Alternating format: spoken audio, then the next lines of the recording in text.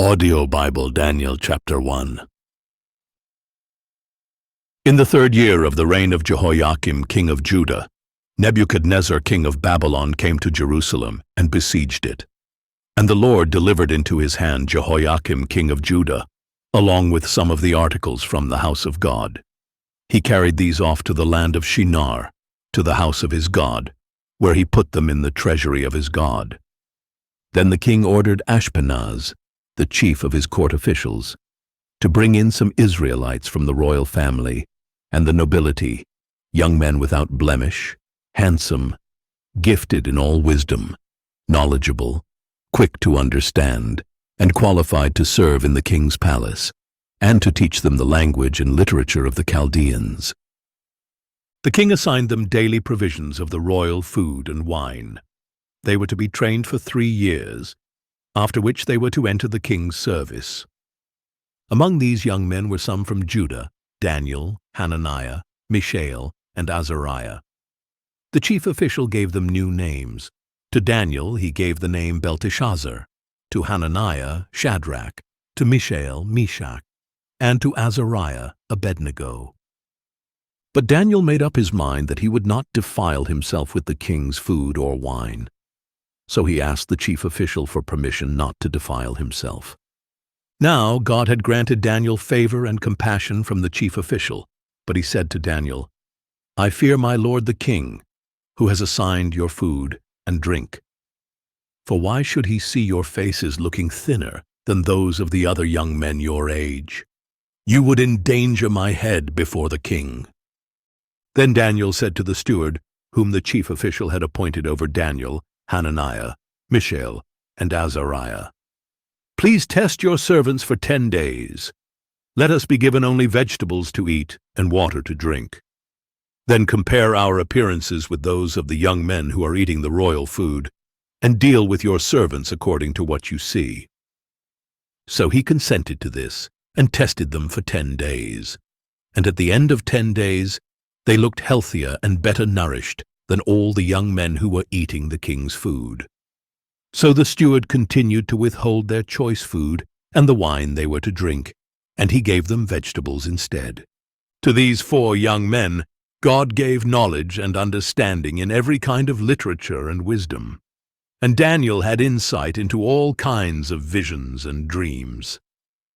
Now at the end of the time specified by the king, the chief official presented them to Nebuchadnezzar.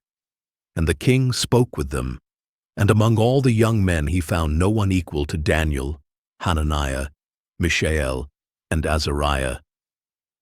So they entered the king's service. In every matter of wisdom and understanding about which the king consulted them, he found them 10 times better than all the magicians and enchanters in his entire kingdom.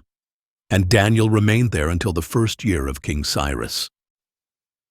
Audio Bible, Daniel chapter 2. In the 2nd year of his reign, Nebuchadnezzar had dreams that troubled his spirit, and sleep escaped him. So the king gave orders to summon the magicians, enchanters, sorcerers, and astrologers to explain his dreams. When they came and stood before the king, he said to them, "I have had a dream, and my spirit is anxious to understand it." Then the astrologers answered the king in Aramaic, "O king, may you live forever. Tell your servants the dream, and we will give the interpretation."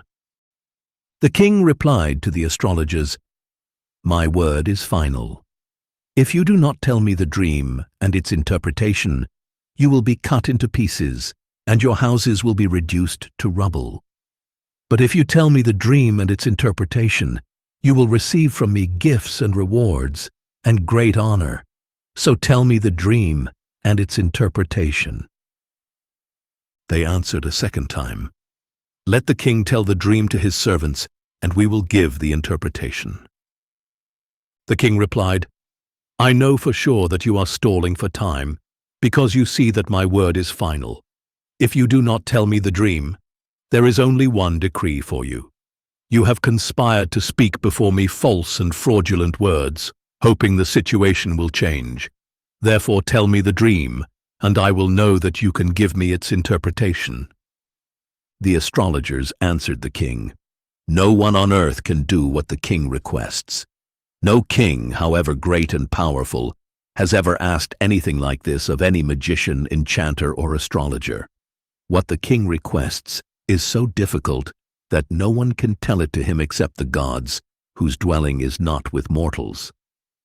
This response made the king so angry and furious that he gave orders to destroy all the wise men of Babylon. So the decree went out that the wise men were to be executed, and men went to look for Daniel and his friends to execute them.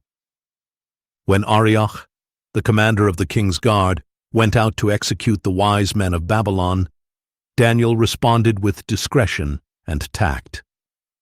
"Why is the decree from the king so harsh?" he asked. Then Arioch explained the situation to Daniel. So Daniel went in and asked the king to give him some time, so that he could give him the interpretation. Then Daniel returned to his house and explained the matter to his friends Hananiah, Mishael, and Azariah, urging them to plead for mercy from the God of heaven concerning this mystery, so that Daniel and his friends would not be killed with the rest of the wise men of Babylon.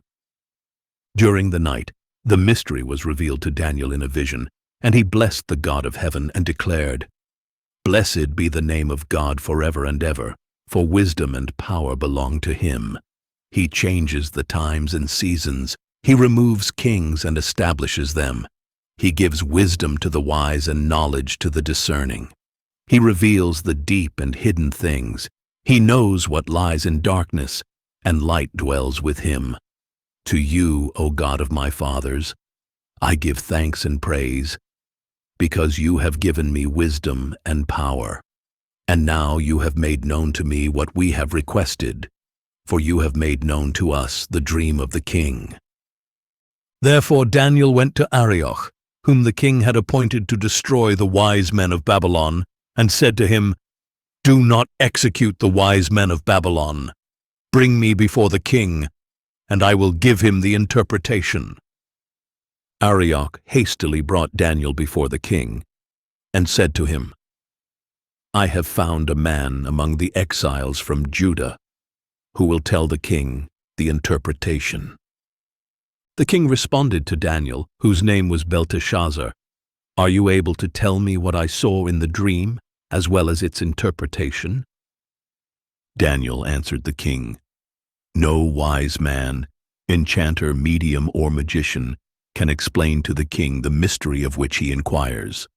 But there is a God in heaven who reveals mysteries, and he has made known to King Nebuchadnezzar what will happen in the latter days. Your dream and the visions that came into your mind as you lay on your bed were these.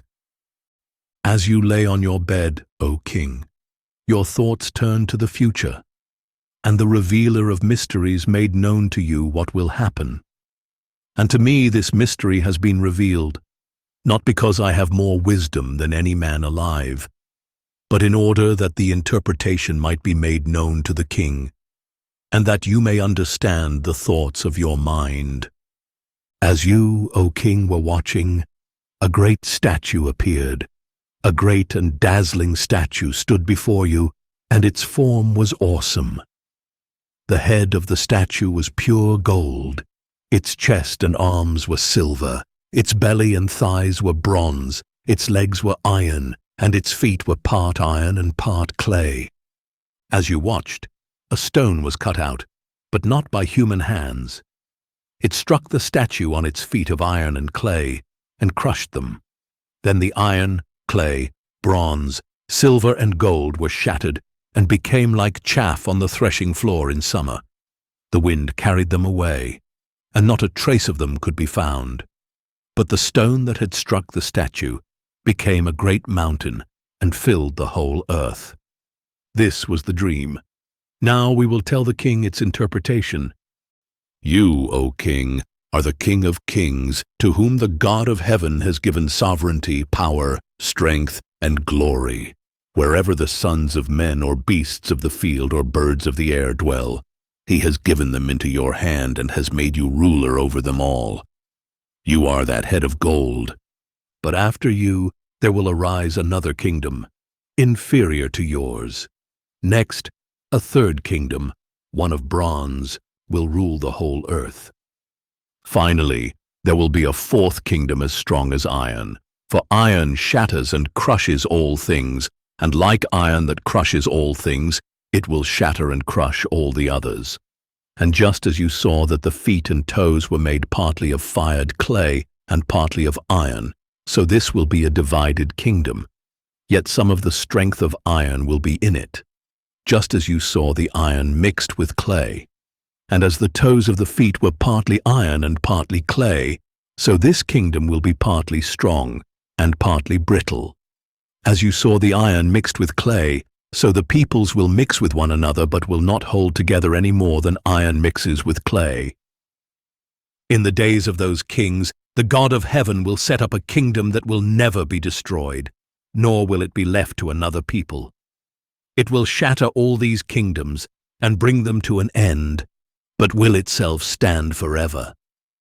And just as you saw a stone being cut out of the mountain without human hands, and it shattered the iron, bronze, clay, silver, and gold, so the great God has told the king what will happen in the future. The dream is true, and its interpretation is trustworthy. At this, King Nebuchadnezzar fell on his face, paid homage to Daniel, and ordered that an offering and incense be presented to him. The king said to Daniel, "Your God is truly the God of gods and Lord of kings, the revealer of mysteries, since you were able to reveal this mystery." Then the king promoted Daniel and gave him many generous gifts. He made him ruler over the entire province of Babylon and chief administrator over all the wise men of Babylon. And at Daniel's request, the king appointed Shadrach, Meshach, and Abednego to manage the province of Babylon, while Daniel remained in the king's court. Audio Bible, Daniel, chapter 3. King Nebuchadnezzar made a golden statue 60 cubits high and 6 cubits wide, and he set it up on the plain of Dura in the province of Babylon. Then King Nebuchadnezzar sent word to assemble the satraps, prefects, governors, advisors, treasurers, judges, magistrates, and all the other officials of the provinces to attend the dedication of the statue he had set up.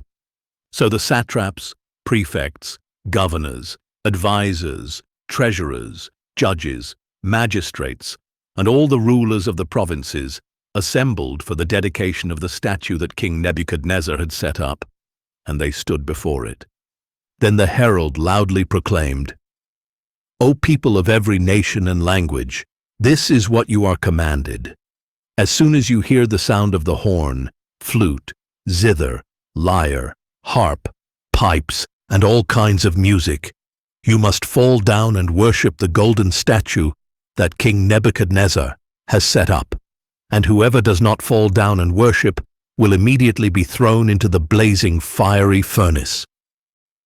Therefore, as soon as all the people heard the sound of the horn, flute, zither, lyre, harp, and all kinds of music, the people of every nation and language would fall down and worship the golden statue that King Nebuchadnezzar had set up.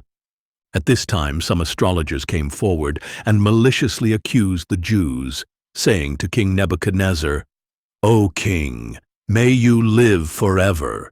You, O king, have issued a decree that everyone who hears the sound of the horn, flute, zither, lyre, harp, pipes, and all kinds of music must fall down and worship the golden statue, and that whoever does not fall down and worship will be thrown into the blazing fiery furnace.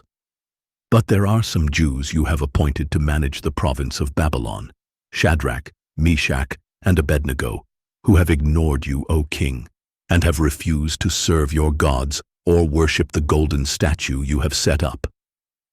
Then Nebuchadnezzar, furious with rage, summoned Shadrach, Meshach, and Abednego. So these men were brought before the king, and Nebuchadnezzar said to them, "Shadrach, Meshach, and Abednego, is it true that you do not serve my gods or worship the golden statue I have set up? Now when you hear the sound of the horn, flute, zither, lyre, harp, pipes, and all kinds of music. If you are ready to fall down and worship the statue I have made, very good. But if you refuse to worship, you will be thrown at once into the blazing fiery furnace. Then what God will be able to deliver you from my hands?" Shadrach, Meshach, and Abednego replied to the king, "O Nebuchadnezzar, we have no need to answer you in this matter. If the God whom we serve exists, then he is able to deliver us from the blazing fiery furnace and from your hand, O king. But even if he does not, let it be known to you, O king, that we will not serve your gods or worship the golden statue you have set up." At this, Nebuchadnezzar was filled with rage, and the expression on his face changed toward Shadrach, Meshach, and Abednego. He gave orders to heat the furnace 7 times hotter than usual, and he commanded some mighty men of valor in his army to tie up Shadrach, Meshach, and Abednego, and throw them into the blazing fiery furnace. So they were tied up, wearing robes, trousers, turbans, and other clothes, and they were thrown into the blazing fiery furnace. The king's command was so urgent and the furnace so hot that the fiery flames killed the men who carried up Shadrach, Meshach, and Abednego. And these 3 men, Shadrach, Meshach, and Abednego, firmly bound, fell into the blazing fiery furnace. Suddenly, King Nebuchadnezzar jumped up in amazement and asked his advisers, "Did we not throw 3 men firmly bound into the fire?" "Certainly, O king," they replied. "Look," he exclaimed, "I see 4 men, unbound and unharmed, walking around in the fire, and the 4th looks like a son of the gods." Then Nebuchadnezzar approached the door of the blazing fiery furnace and called out, "Shadrach, Meshach, and Abednego, servants of the Most High God, come out." So Shadrach, Meshach, and Abednego came out of the fire. And when the satraps, prefects, governors, and royal advisers had gathered around, they saw that the fire had no effect on the bodies of these men. Not a hair of their heads was singed, their robes were unaffected, and there was no smell of fire on them. Nebuchadnezzar declared, "Blessed be the God of Shadrach, Meshach, and Abednego, who has sent his angel and delivered his servants who trusted in him.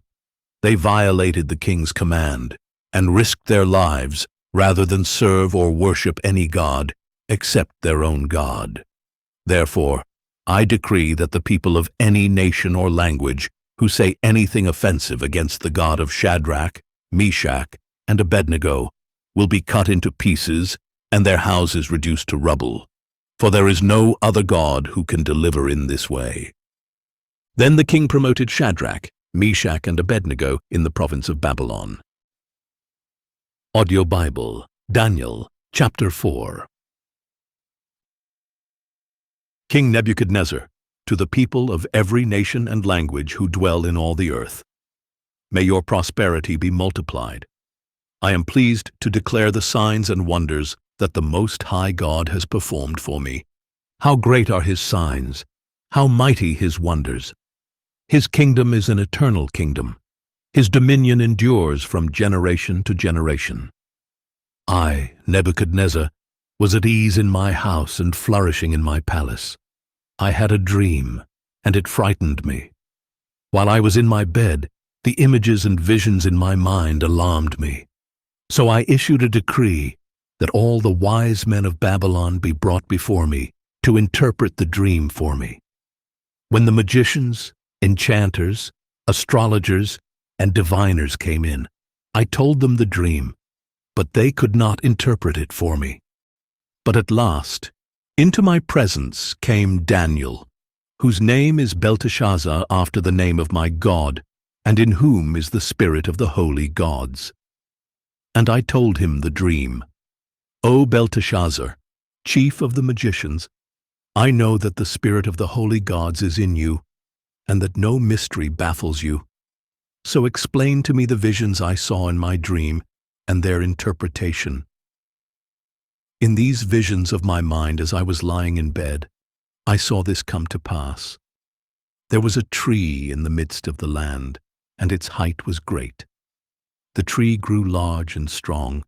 Its top reached the sky, and it was visible to the ends of the earth. Its leaves were beautiful, its fruit was abundant, and upon it was food for all. Under it, the beasts of the field found shelter. In its branches, the birds of the air nested, and from it, every creature was fed.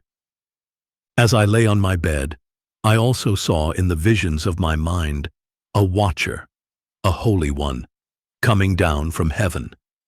He called out in a loud voice, "Cut down the tree and chop off its branches, strip off its leaves and scatter its fruit. Let the beasts flee from under it, and the birds from its branches, but leave the stump with its roots in the ground, with a band of iron and bronze around it, in the tender grass of the field. Let him be drenched with the dew of heaven, and graze with the beasts on the grass of the earth. Let his mind be changed from that of a man, and let him be given the mind of a beast till 7 times pass him by." This decision is the decree of the watchers, the verdict declared by the holy ones, so that the living will know that the Most High rules over the kingdom of mankind, and gives it to whom he wishes, setting over it the lowliest of men. This is the dream that I, King Nebuchadnezzar, saw. Now, Belteshazzar, tell me the interpretation, because none of the wise men of my kingdom can interpret it for me. But you are able, because the spirit of the holy gods is in you. For a time, Daniel, who was also known as Belteshazzar, was perplexed, and his thoughts alarmed him. So the king said, "Belteshazzar, do not let the dream or its interpretation alarm you." "My lord," replied Belteshazzar, "may the dream apply to those who hate you, and its interpretation to your enemies. The tree you saw that grew large and strong, whose top reached the sky and was visible to all the earth, whose foliage was beautiful, and whose fruit was abundant, providing food for all, under which the beasts of the field lived, and in whose branches the birds of the air nested. You, O king, are that tree, for you have become great and strong. Your greatness has grown to reach the sky, and your dominion extends to the ends of the earth. And you, O king, saw a watcher, a holy one, coming down from heaven and saying, 'Cut down the tree and destroy it, but leave the stump with its roots in the ground, with a band of iron and bronze around it, in the tender grass of the field. Let him be drenched with the dew of heaven, and graze with the beasts of the field, till 7 times pass him by.' This is the interpretation, O king, and this is the decree that the Most High has issued against my lord the king. You will be driven away from mankind, and your dwelling will be with the beasts of the field. You will feed on grass like an ox, and be drenched with the dew of heaven, and 7 times shall pass you by, until you acknowledge that the Most High rules over the kingdom of mankind, and gives it to whom he wishes. As for the command to leave the stump of the tree with its roots, your kingdom will be restored to you as soon as you acknowledge that heaven rules. Therefore, may my advice be pleasing to you, O king. Break away from your sins by doing what is right, and from your iniquities by showing mercy to the oppressed. Perhaps there will be an extension of your prosperity." All this happened to King Nebuchadnezzar.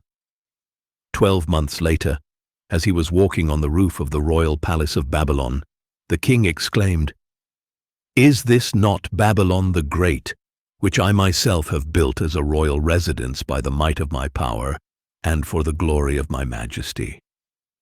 While the words were still in the king's mouth, a voice came from heaven, "It is decreed to you, King Nebuchadnezzar, that the kingdom has departed from you.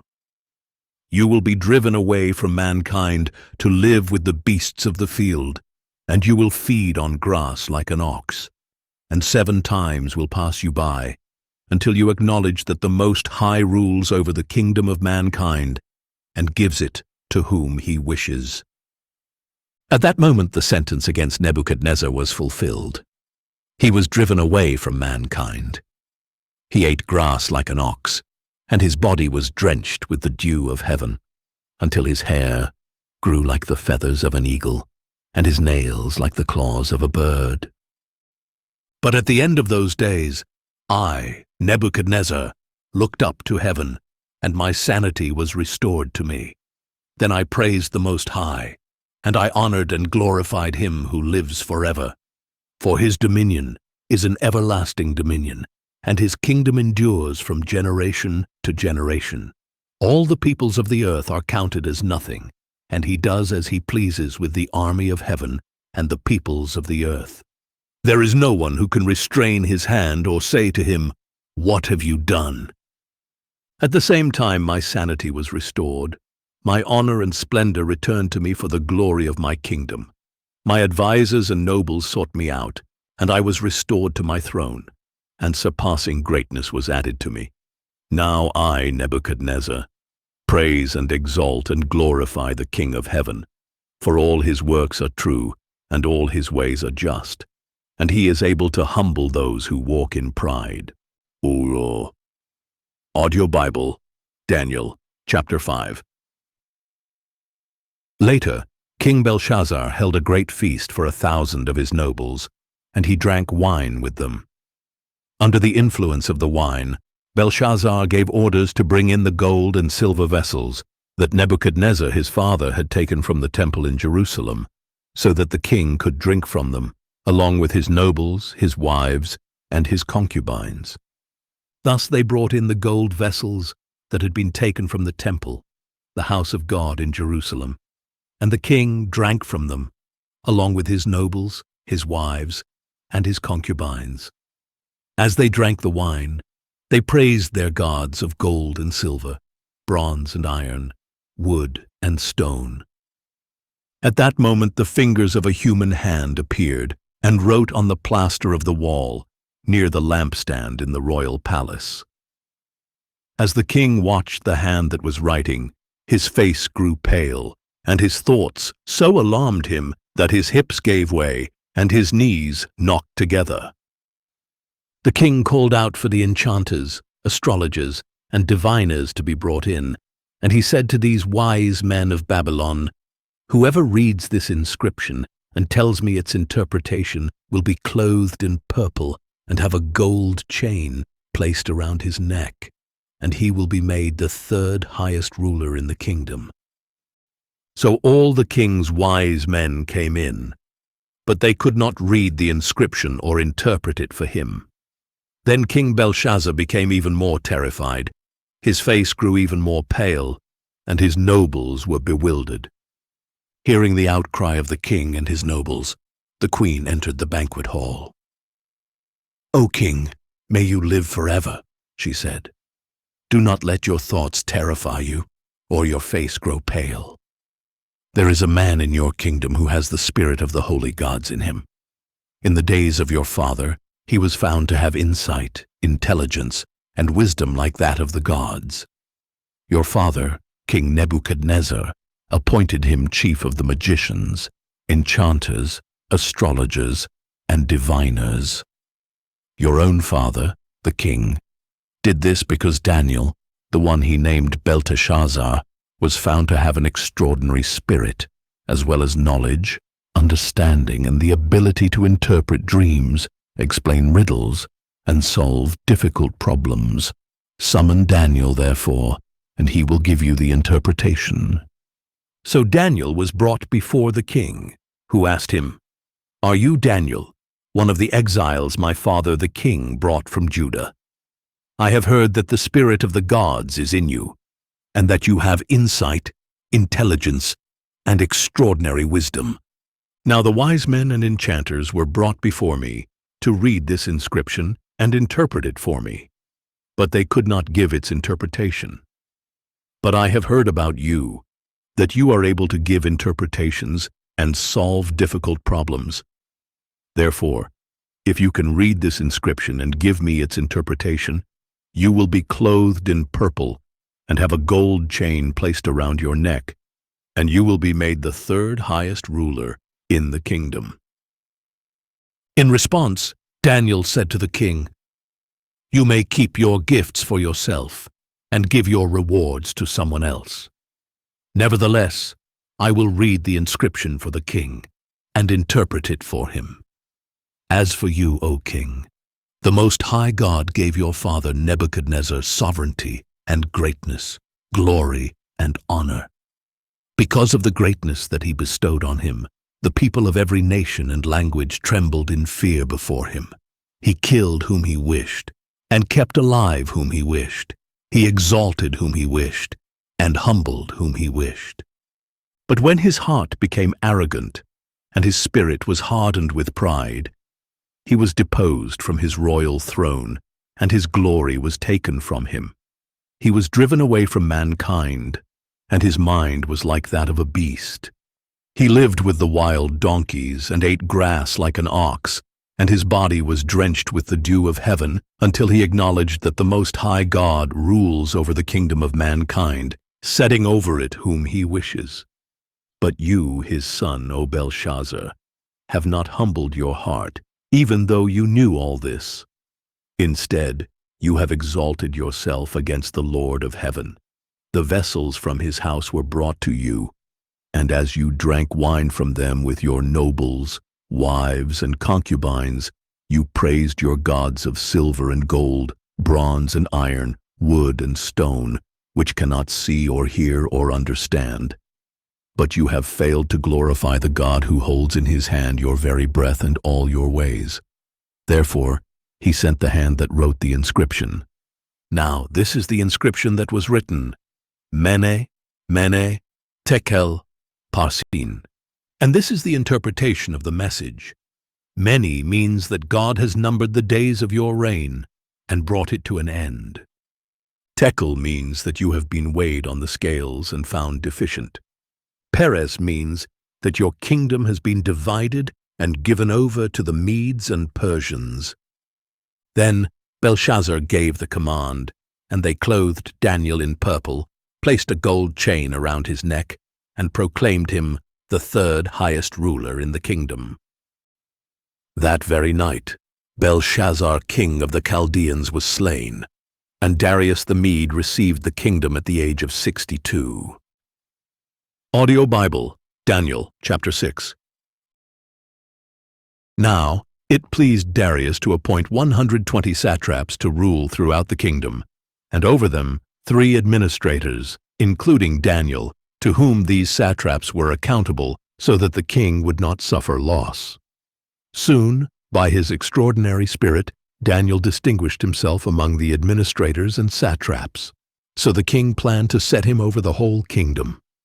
Thus the administrators and satraps sought a charge against Daniel concerning the kingdom, but they could find no charge or corruption, because he was trustworthy, and no negligence or corruption was found in him. Finally, these men said, "We will never find any charge against this Daniel unless we find something against him concerning the law of his God." So the administrators and satraps went together to the king and said, "O King Darius, may you live forever. All the royal administrators, prefects, satraps, advisors, and governors have agreed that the king should establish an ordinance and enforce a decree that for 30 days, anyone who petitions any god or man except you, O king, will be thrown into the den of lions.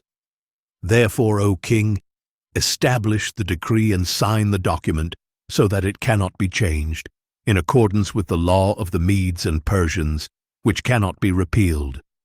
Therefore, King Darius signed the written decree. Now, when Daniel learned that the document had been signed, he went into his house, where the windows of his upper room opened toward Jerusalem, and 3 times a day he got down on his knees, prayed, and gave thanks to his God, just as he had done before. Then these men went as a group and found Daniel petitioning and imploring his God. So they approached the king and asked about his royal decree. "Did you not sign a decree that for 30 days any man who petitions any god or man except you, O king, will be thrown into the den of lions?" The king replied, "According to the law of the Medes and Persians, the order stands, and it cannot be repealed." Then they told the king, "Daniel, one of the exiles from Judah, shows no regard for you, O king, or for the decree that you have signed. He still makes his petition 3 times a day."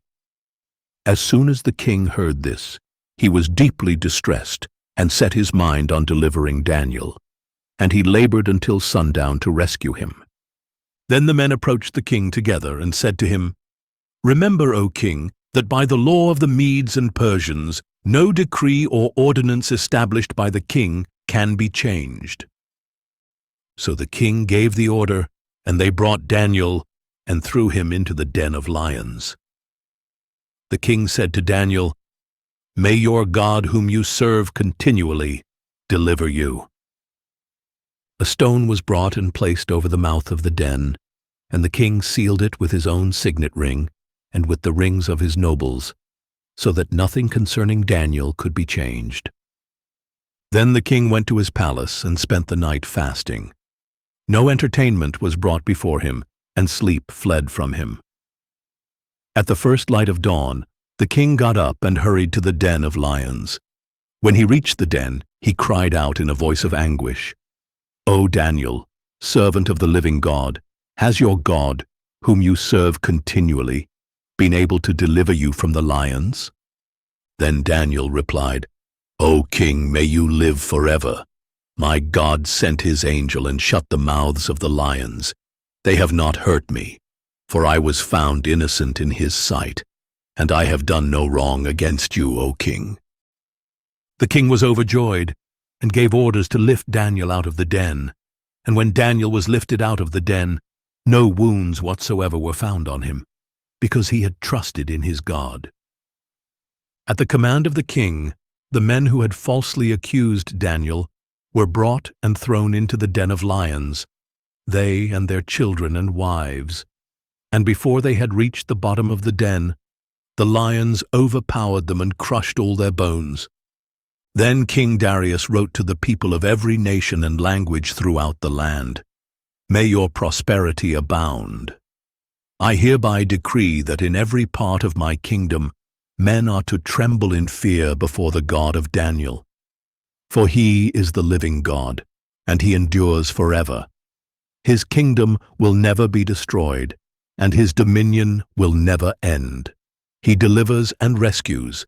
He performs signs and wonders in the heavens and on the earth, for he has rescued Daniel from the power of the lions." So Daniel prospered during the reign of Darius and the reign of Cyrus the Persian. Audio Bible, Daniel, chapter 7. In the first year of the reign of Belshazzar over Babylon, Daniel had a dream, and visions passed through his mind as he lay on his bed. He wrote down the dream, and this is the summary of his account. Daniel declared, "In my vision in the night I looked, and suddenly the 4 winds of heaven were churning up the great sea. Then 4 great beasts came up out of the sea, each one different from the others. The first beast was like a lion, and it had the wings of an eagle.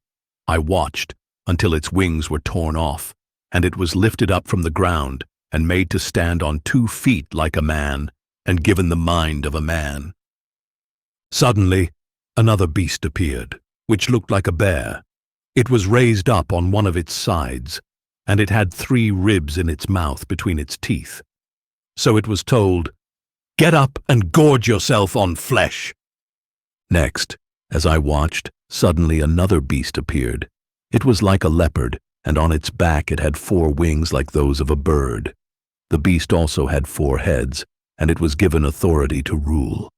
After this, as I watched in my vision in the night, suddenly a 4th beast appeared, and it was terrifying, dreadful, and extremely strong, with large iron teeth. It devoured and crushed, then it trampled underfoot whatever was left. It was different from all the beasts before it, and it had 10 horns. While I was contemplating the horns, suddenly another horn, a little one, came up among them, and 3 of the first horns were uprooted before it. This horn had eyes like those of a man, and a mouth that spoke words of arrogance. As I continued to watch, Thrones were set in place, and the Ancient of Days took his seat. His clothing was white as snow, and the hair of his head was like pure wool. His throne was flaming with fire, and its wheels were all ablaze. A river of fire was flowing, coming out from his presence. Thousands upon thousands attended him, and myriads upon myriads stood before him. The court was convened, and the books were opened. Then I kept watching because of the arrogant words the horn was speaking. As I continued to watch, the beast was slain, and its body was destroyed and thrown into the blazing fire. As for the rest of the beasts, their dominion was removed, but they were granted an extension of life for a season and a time. In my vision in the night I continued to watch, and I saw one like the Son of Man coming with the clouds of heaven. He approached the Ancient of Days and was led into his presence. And he was given dominion, glory, and kingship, that the people of every nation and language should serve him. His dominion is an everlasting dominion that will not pass away, and his kingdom is one that will never be destroyed. I, Daniel, was grieved in my spirit, and the visions in my mind alarmed me. I approached one of those who were standing there, and I asked him the true meaning of all this. So he told me the interpretation of these things. These 4 great beasts are 4 kings who will arise from the earth, but the saints of the Most High will receive the kingdom and possess it forever. Yes, forever and ever. Then I wanted to know the true meaning of the 4th beast, which was different from all the others, extremely terrifying, devouring and crushing with iron teeth and bronze claws, then trampling underfoot whatever was left. I also wanted to know about the 10 horns on its head and the other horn that came up, before which 3 of them fell, the horn whose appearance was more imposing than the others, with eyes and with a mouth that spoke words of arrogance. As I watched, this horn was waging war against the saints and prevailing against them, until the Ancient of Days arrived and pronounced judgment in favor of the saints of the Most High, and the time came for them to possess the kingdom. This is what he said. The 4th beast is a 4th kingdom that will appear on the earth, different from all the other kingdoms, and it will devour the whole earth, trample it down and crush it. And the 10 horns are 10 kings who will rise from this kingdom. After them another king, different from the earlier ones, will rise and subdue 3 kings. He will speak out against the Most High and oppress the saints of the Most High, intending to change the appointed times and laws, and the saints will be given into his hand for a time and times and half a time. But the court will convene, and his dominion will be taken away and completely destroyed forever. Then the sovereignty, dominion, and greatness of the kingdoms under all of heaven will be given to the people, the saints of the Most High. His kingdom will be an everlasting kingdom, and all rulers will serve and obey him. Thus ends the matter. As for me, Daniel, my thoughts troubled me greatly, and my face turned pale. But I kept the matter to myself. Audio Bible, Daniel, chapter 8. In the 3rd year of the reign of King Belshazzar, a vision appeared to me, Daniel, subsequent to the one that had appeared to me earlier. And in the vision, I saw myself in the citadel of Susa, in the province of Elam. I saw in the vision that I was beside the Ulai Canal. Then I lifted up my eyes and saw a ram with 2 horns standing beside the canal. The horns were long, but one was longer than the other, and the longer one grew up later. I saw the ram charging toward the west and the north and the south. No animal could stand against him, and there was no deliverance from his power. He did as he pleased and became great. As I was contemplating all this, suddenly a goat with a prominent horn between his eyes came out of the west, crossing the surface of the entire earth without touching the ground. He came toward the 2-horned ram I had seen standing beside the canal and rushed at him with furious power. I saw him approach the ram in a rage against him, and he struck the ram and shattered his two horns. The ram was powerless to stand against him, and the goat threw him to the ground and trampled him, and no one could deliver the ram from his power. Thus the goat became very great, but at the height of his power, his large horn was broken off, and 4 prominent horns came up in its place, pointing toward the 4 winds of heaven. From one of these horns, a little horn emerged and grew extensively toward the south and the east and toward the beautiful land. It grew as high as the host of heaven, and it cast down some of the host and some of the stars to the earth and trampled them. It magnified itself even to the prince of the host. It removed his daily sacrifice and overthrew the place of his sanctuary. And in the rebellion, the host and the daily sacrifice were given over to the horn, and it flung truth to the ground and prospered in whatever it did. Then I heard a Holy One speaking, and another Holy One said to him, "How long until the fulfillment of the vision of the daily sacrifice, the rebellion that causes desolation, and the surrender of the sanctuary and of the host to be trampled?" He said to me, "It will take 2,300 evenings and mornings. Then the sanctuary will be properly restored." While I, Daniel, was watching the vision and trying to understand it, there stood before me one having the appearance of a man. And I heard the voice of a man calling from between the banks of the Ulai, "Gabriel, explain the vision to this man." As he came near to where I stood, I was terrified and fell face down. "Son of man," he said to me, "understand that the vision concerns the time of the end." While he was speaking with me, I fell into a deep sleep, with my face to the ground. Then he touched me, helped me to my feet, and said, "Behold, I will make known to you what will happen in the latter time of wrath, because it concerns the appointed time of the end. The 2-horned ram that you saw represents the kings of Media and Persia. The shaggy goat represents the king of Greece, and the large horn between his eyes is the first king. The 4 horns that replace the broken one represent 4 kingdoms that will rise from that nation, but will not have the same power. In the latter part of their reign, when the rebellion has reached its full measure, an insolent king, skilled in intrigue, will come to the throne. His power will be great, but it will not be his own. He will cause terrible destruction and succeed in whatever he does. He will destroy the mighty men along with the holy people. Through his craft and by his hand, he will cause deceit to prosper, and in his own mind, he will make himself great. In a time of peace, he will destroy many, and he will even stand against the Prince of Princes. Yet he will be broken off, but not by human hands. The vision of the evenings and the mornings that has been spoken is true. Now you must seal up the vision, for it concerns the distant future." I, Daniel, was exhausted and lay ill for days. Then I got up and went about the king's business. I was confounded by the vision. It was beyond understanding. Dam Tio. Audio Bible, Daniel, chapter 9.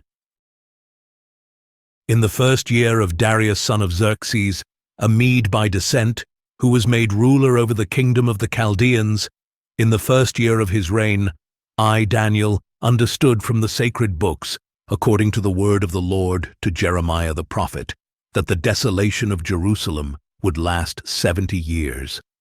So I turned my attention to the Lord God to seek him by prayer and petition, with fasting, sackcloth, and ashes.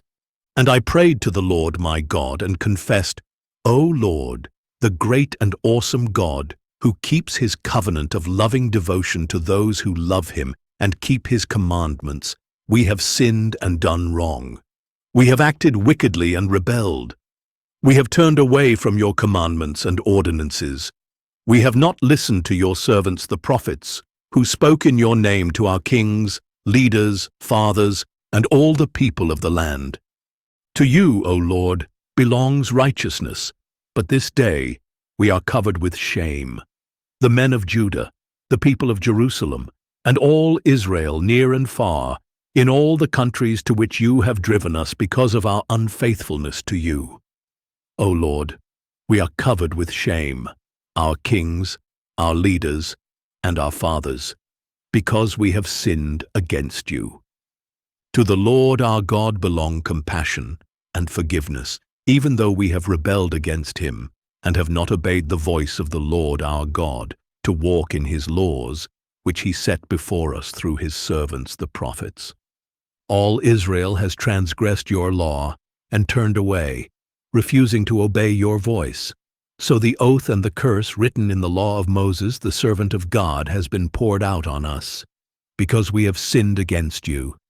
You have carried out the words spoken against us and against our rulers by bringing upon us a great disaster.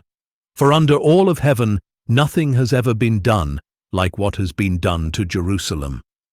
Just as it is written in the law of Moses, all this disaster has come upon us, yet we have not sought the favor of the Lord our God by turning from our iniquities and giving attention to your truth.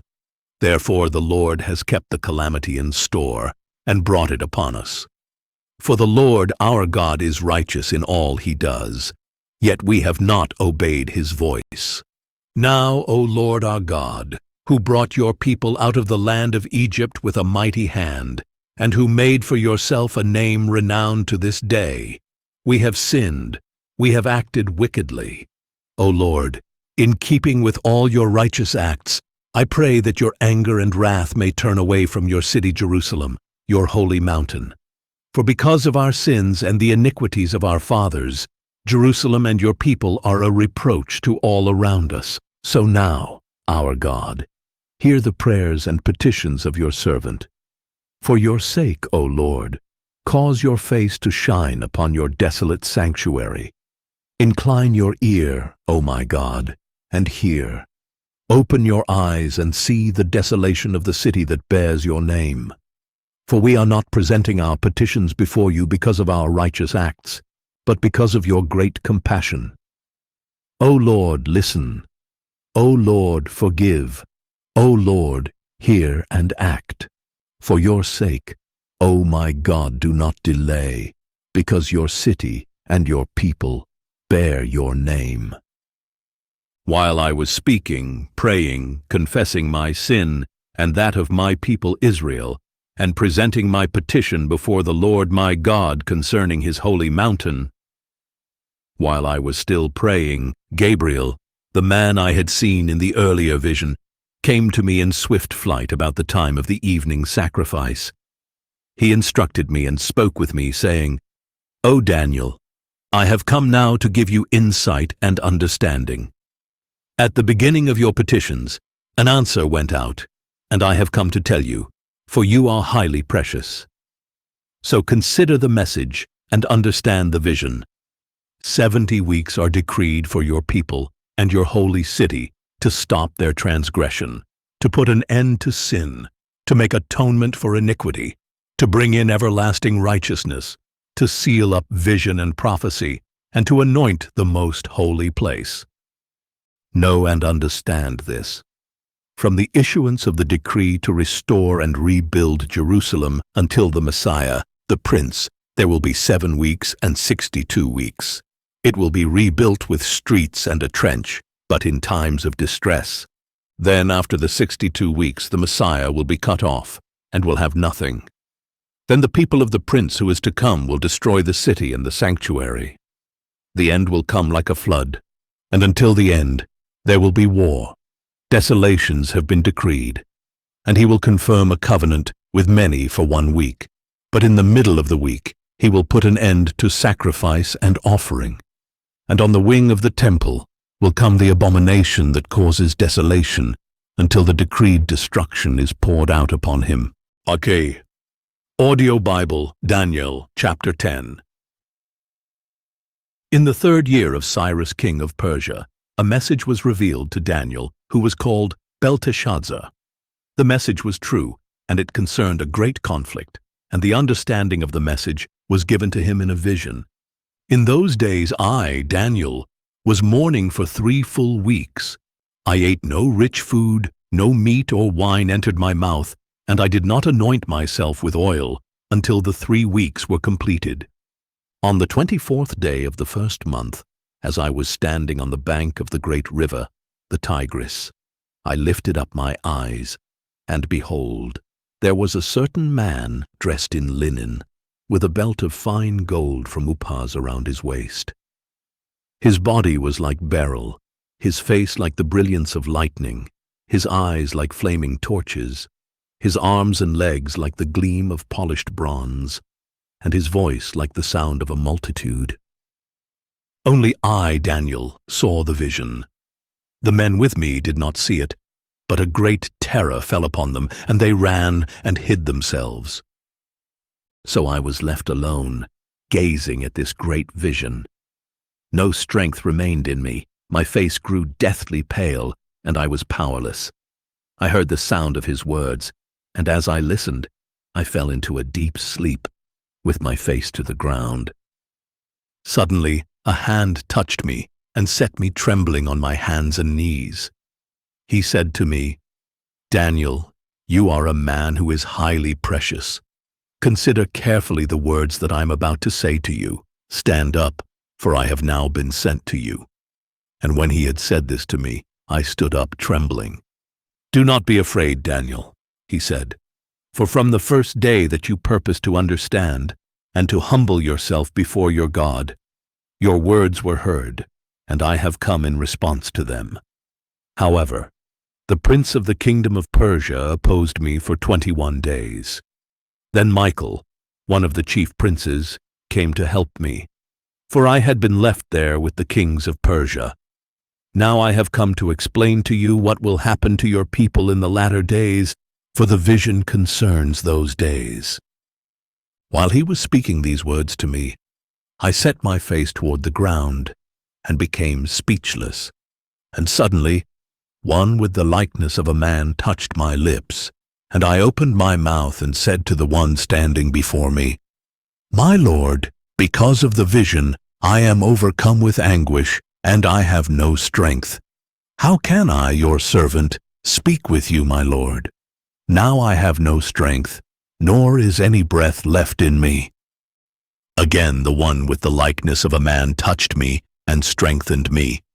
"Do not be afraid, you who are highly precious," he said. "Peace be with you. Be strong now, be very strong." As he spoke with me, I was strengthened and said, "Speak, my Lord, for you have strengthened me." "Do you know why I have come to you?" he said. "I must return at once to fight against the prince of Persia. And when I have gone forth, behold, the prince of Greece will come. But first, I will tell you what is inscribed in the book of truth. Yet no one has the courage to support me against these, except Michael your prince."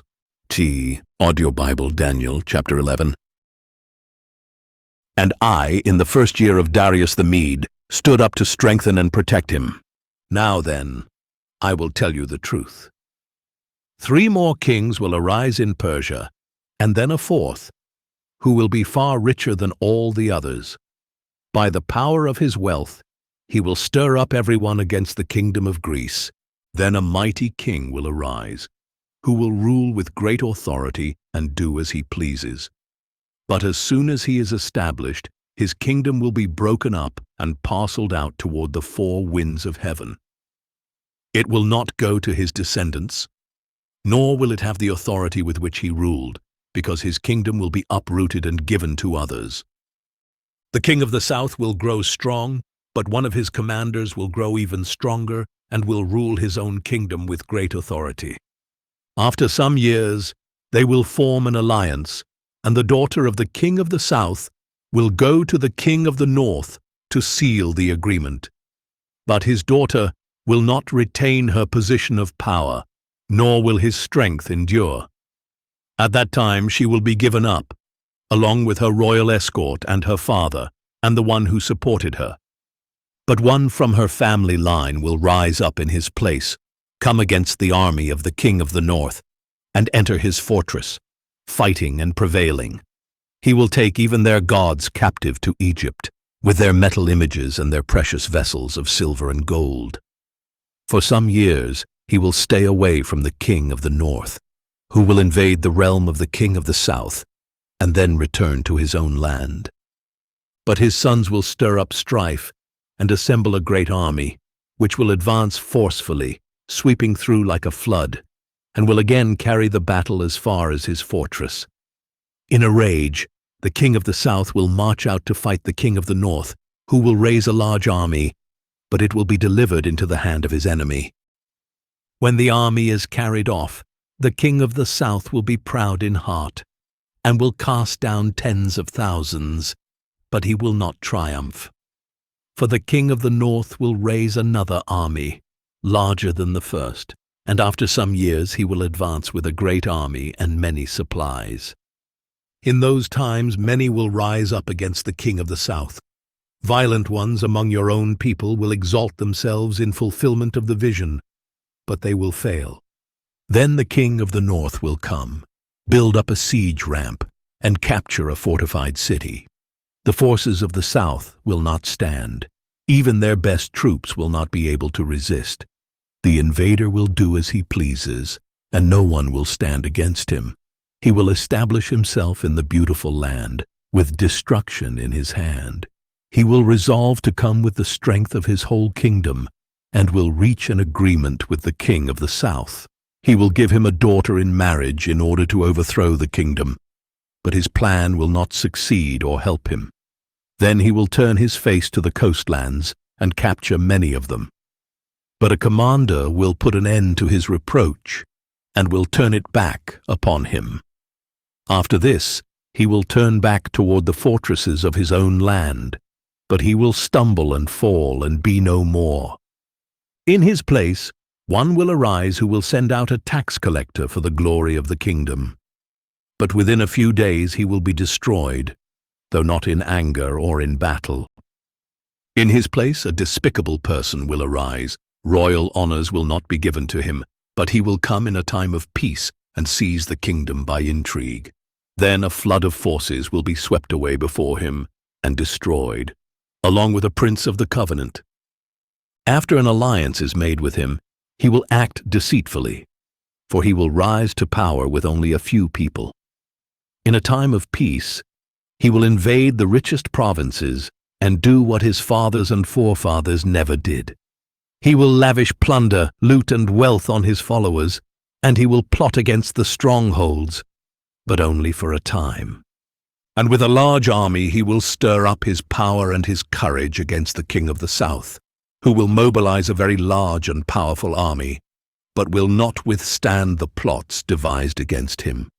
Those who eat from his provisions will seek to destroy him. His army will be swept away, and many will fall slain. And the two kings, with their hearts bent on evil, will speak lies at the same table, but to no avail, for still the end will come at the appointed time. The king of the north will return to his land with great wealth, but his heart will be set against the holy covenant. So he will do damage and return to his own land. At the appointed time he will invade the south again, but this time will not be like the first. Ships of Kittim will come against him, and he will lose heart. Then he will turn back and rage against the holy covenant and do damage. So he will return and show favor to those who forsake the holy covenant. His forces will rise up and desecrate the temple fortress. They will abolish the daily sacrifice and set up the abomination of desolation. With flattery, he will corrupt those who violate the covenant, but the people who know their God will firmly resist him. Those with insight will instruct many, though for a time they will fall by sword or flame, or be captured or plundered. Now, when they fall, they will be granted a little help, but many will join them insincerely. Some of the wise will fall so that they may be refined, purified, and made spotless until the time of the end, for it will still come at the appointed time. Then the king will do as he pleases, and will exalt and magnify himself above every god. and he will speak monstrous things against the God of gods. He will be successful until the time of wrath is completed, for what has been decreed must be accomplished. He will show no regard for the gods of his fathers, nor for the one desired by women, nor for any other god, because he will magnify himself above them all. And in their place he will honor a god of fortresses, a god his fathers did not know, with gold, silver, precious stones, and riches. He will attack the strongest fortresses with the help of a foreign god, and will greatly honor those who acknowledge him, making them rulers over many and distributing the land for a price. At the time of the end, the king of the south will engage him in battle, but the king of the north will storm out against him with chariots, horsemen, and many ships, invading many countries and sweeping through them like a flood. He will also invade the beautiful land, and many countries will fall, but these will be delivered from his hand: Edom, Moab, and the leaders of the Ammonites. He will extend his power over many countries, and not even the land of Egypt will escape. He will gain control of the treasures of gold and silver, and over all the riches of Egypt, and the Libyans and Cushites will also submit to him. But news from the east and the north will alarm him, and he will go out with great fury to destroy many and devote them to destruction. He will pitch his royal tents between the sea and the beautiful holy mountain, but he will meet his end with no one to help him. Audio Bible, Daniel, chapter 12. At that time Michael, the great prince who stands, watch over your people, will rise up. There will be a time of distress, the likes of which will not have occurred from the beginning of nations until that time. But at that time your people, everyone whose name is found written in the book, will be delivered. And many who sleep in the dust of the earth will awake, some to everlasting life, but others to shame and everlasting contempt. Then the wise will shine like the brightness of the heavens, and those who lead many to righteousness will shine like the stars forever and ever. But you, Daniel, shut up these words and seal the book until the time of the end. Many will roam to and fro, and knowledge will increase. Then I, Daniel, looked and saw two others standing there, one on this bank of the river and one on the opposite bank. One of them said to the man dressed in linen, who was above the waters of the river, "How long until the fulfillment of these wonders?" And the man dressed in linen, who was above the waters of the river, raised his right hand and his left hand toward heaven, and I heard him swear by him who lives forever, saying, "It will be for a time, and times, and half a time.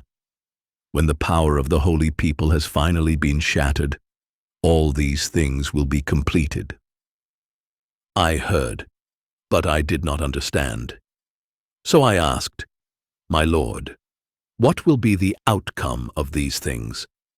"Go on your way, Daniel," he replied, "for the words are closed up and sealed until the time of the end. Many will be purified, made spotless, and refined, but the wicked will continue to act wickedly. None of the wicked will understand, but the wise will understand. And from the time the daily sacrifice is abolished and the abomination of desolation set up, there will be 1,290 days. Blessed is he who waits and reaches the end of the 1,335 days. But as for you, go on your way until the end. You will rest, and then you will arise to your inheritance at the end of the days.